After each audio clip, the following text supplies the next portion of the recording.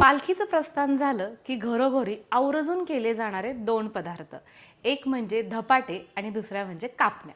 तर त्यातीलच आज आपण धपाटे पाहणार आहोत. आणि तुम्हाला सांगू का, बऱ्याचशा जणांच्या बाबतीत असं होतं की बाबा करताना तर ते व्यवस्थित असतात, पण ते थोडे थंड झाले की थोडेसे कडक होतात किंवा मग खायला नको वाटतात. तर तसं होऊ नये, आपले धपाटे अगदी शेवटपर्यंत मऊ लुसलुशीत राहावेत याच्यासाठी कोणत्या गोष्टी केल्या पाहिजेत, त्याचबरोबर पिठाचं प्रमाण कसं असावं जेणेकरून मग ते धपाटे जे आहेत ते मऊ लुसलुशीत होतील, या सगळ्या गोष्टी मी आजच्या या रेसिपीमध्ये तुमच्यासोबत शेअर करणार आहे. त्यामुळे अजिबात स्किप न करता व्हिडिओ शेवटपर्यंत बघा. सगळ्यात अगोदर तर इथं मी एक ब्लेंडरचा जार घेतलेला आहे. याच्यामध्ये आपण टाकतोय ओवा, नंतर जो हाताने क्रश करून टाकायचा तो याच्यामध्येच मी 1 चमचा टाकून घेतलेला आहे. सोबतच 2 चमचे जिरं घेतलेलं आहे. आता तुम्हाला हे धपाटे कितपत तिखट करायचे त्या हिशोबाने याच्यामध्ये हिरवी मिरची टाकायची. आणि धपाटे हा जो प्रकार आहे ना, तो असा मस्त तिखट जाळ म्हणतात ना, तशा पद्धतीचा छान लागतो आणि आमच्या घरात तरी तसंच आवडतं. तर त्याच्यामुळे मी हिरवी मिरची माझ्या हिशोबाने टाकलेली आहे. सोबतच एक 10 ते 15 लसणाच्या पाकळ्या आणि साधारण 1 इंच आल्याचा तुकडा. याच्यामध्ये सुद्धा हे तुम्ही कोथिंबीर टाकू शकता किंवा नंतर माझ्या पद्धतीनं मी जशी टाकणार आहे एकदम बारीक अशी चिरलेली तशी सुद्धा टाकू शकता. आता हे आपण थोडंसं पाणी टाकून घेऊयात, म्हणजे काय होतं एकदम व्यवस्थित असं हे बारीक होतं.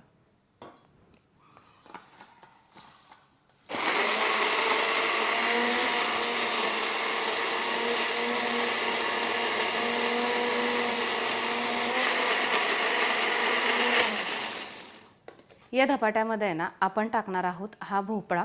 या भोपळ्यामुळे धपाट्याची चव अजिबात बिघडत नाही, उलट आपले जे धपाटे आहेत ना ते शेवटपर्यंत मऊ लुसलुशीत असे राहतात. आणि याचं सुद्धा एक प्रमाण आहे, खूप जास्त नाही टाकायचं, मी तुम्हाला सांगते.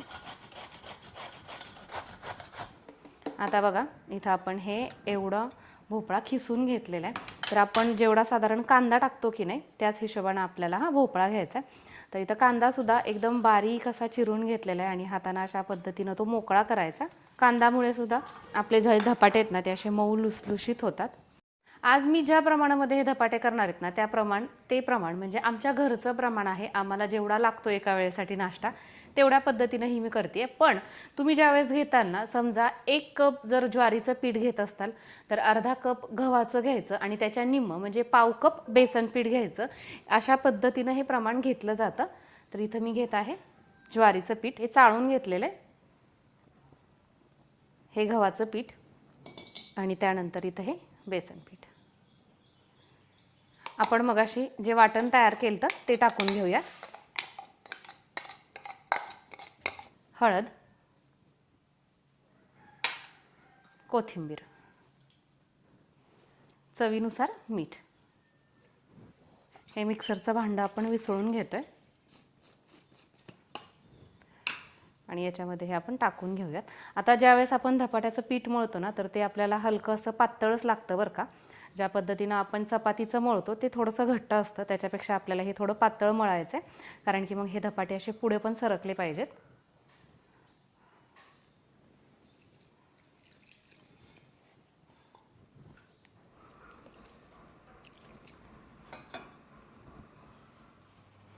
तर इथं तुम्ही बघताय हे अशा पद्धतीनं थोडंसं पातळसरच असं मी हे मळून घेतलेलं आहे. त्याला म्हणजे जर तुमच्याकडे वेळ असेल तर रेस्ट करायला ठेवा, पण रेस्ट करायला ठेवण्याचीही काही आवश्यकता नाही, लगेच आपण धपाटे करायला घेऊ शकतो.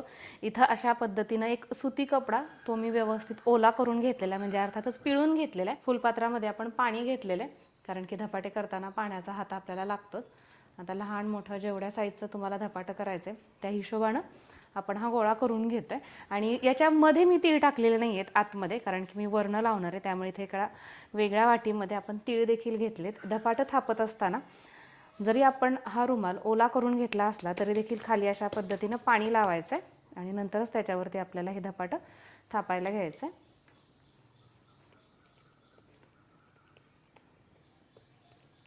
काय होतं आपलं पीठ पातळ असलं की नाही मग धपाटे सुद्धा मऊ होण्यासाठी मदत होतात. पीठ जर असं घट्ट असेल तर मग धपाटे सुद्धा असे वातडल्यासारखे होतात. असं हे पीठ पुढं पुढं सरकवत न्यायचं असतं. जिथं आपल्याला जाड वाटते तिथला भाग पसरवायचा.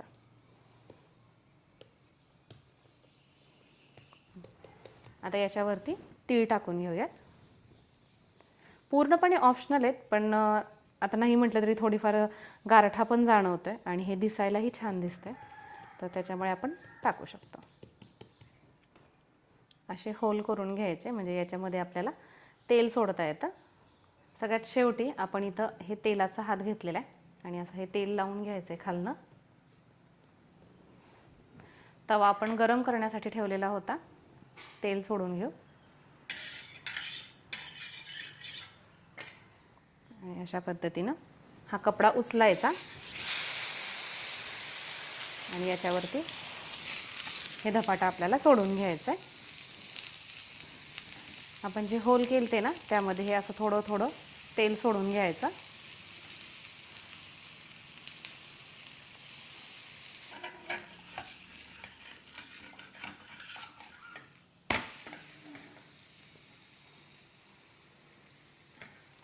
धपाटा भाजत असताना आपल्याला खूप जास्त लो फ्लेमवरती हे भाजायचं नाही आहे. शक्यतो मीडियम टू हाय फ्लेमवरती भाजायचं, म्हणजे सुद्धा ते मऊ होण्यासाठी मदत होतं. नाहीतर काय होतं, बारीक फ्लेमवरती जर आपण ते भाजत राहिलं तर ते कडक होतं.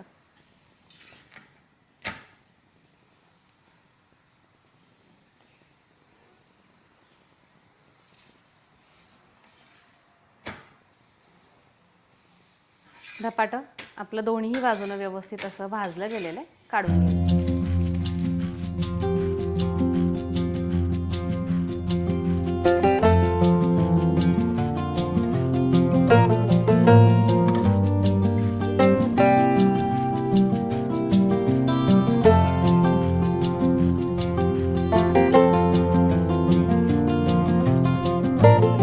मी आता फक्त प्लेटिंग पुरते हे धपाटे केलेले आहेत आणि धपाटे तुम्ही बघू शकता अशा पद्धतीनं मऊ लुसलुशीत असे झालेले आहेत.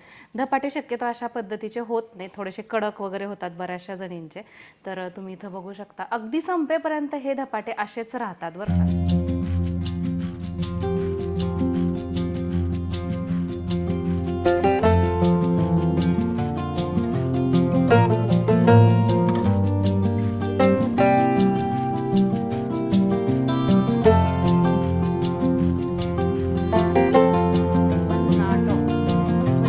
धपाटे म्हणजे आमच्या घरात आहे ना जीव की प्राण आहे. आज मी सकाळ सकाळ रेसिपी शूट करायला लागली आहे. का माहिती आहे का, त्या पोरीला शाळेत जायचं आहे आणि इथं डबा सुद्धा आणून मांडलेला आहे तिनं, तिनं आवरून बसली आहे आणि आता याच्यामध्ये जाणार आहेत ते म्हणजे धपाटे. म्हणजे इतके आम्हाला आवडतात आणि तुम्हाला खरंच सांगू का, छान मस्त मऊ लुसलुशीत असे हे धपाटे होतात. तुम्ही इथं बघताय आणि आता हिला मी अर्थातच डब्यामध्ये देते. आता तिचा शाळेचा टायमिंग वाढलाय, 10 ते दुपारी 4 पर्यंत तिची शाळा असते. 1च्या 1:30च्या दरम्यान टिफिन ब्रेक होतो आणि तिथपर्यंत तेवढ्या वेळेपर्यंत हे धपाटे आहे असे मऊ लुसलुशीत राहतात. आणि आमच्या घरामध्ये आणखीन एक अट असते, ती म्हणजे धपाटे केल्यानंतर जाताना खाऊन गेली, डब्याला दिले तरी सुद्धा ती आल्यानंतर एखादं खाण्यासाठी टोपल्यात शिल्लक ठेवावं लागतं, हो की नाही. चला तर मग आपले आजचे हे धपाटे तुम्हाला कसे वाटले आणि मी याच्यामध्ये आपले धपाटे मऊ लुसलुशीत राहण्यासाठी ज्या काही टिप्स तुमच्याबरोबर शेअर केलेल्या आहेत त्या तुम्हाला कशा वाटल्या कमेंट करून नक्की सांगा. आणि माझ्या या पद्धतीनं धपाटे घरी ट्राय करा आणि ट्राय केल्यानंतर तुम्हाला कसे वाटले ते सुद्धा कळवा. चला तर मग परत भेटूयात अशाच छानशा रेसिपीसहित. तोपर्यंत बाय.